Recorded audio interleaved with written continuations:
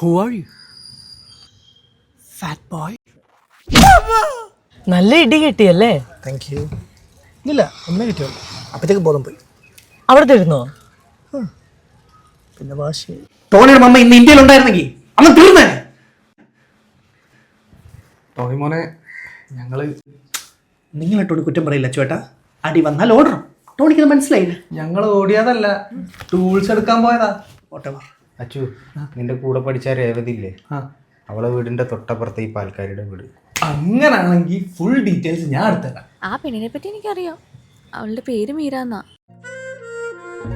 അവർ ഈ നാട്ടിൽ പുതിയതാ. പക്ഷെ എൻ്റെ അമ്മയ്ക്ക് അവരെ നേരത്തെ അറിയാം. മോശം അഭിപ്രായം എന്നാ പെണ്ണിനെ പറ്റി.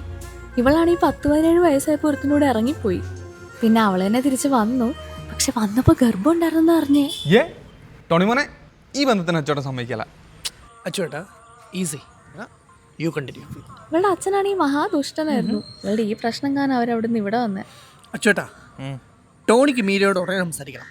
അതിനവള് മുഖത്ത് പോലും നോക്കുന്നില്ല. അതിനൊന്നും അവള് നിന്ന് തരണ്ടേ? ടോണി മോനെ, അച്ചോട്ടം വീണ്ടും പറയാണ്, ഇത് ഡൽഹി അല്ല, കേരളമാണ്. ടോണി, സ്നേഹം നമുക്ക് പിടിച്ചു പറിക്കാനാവില്ല. പക്ഷെ സ്നേഹത്തിന് വേണ്ടി മറ്റു പലതും പിടിച്ചു പഠിക്കാൻ പറ്റും.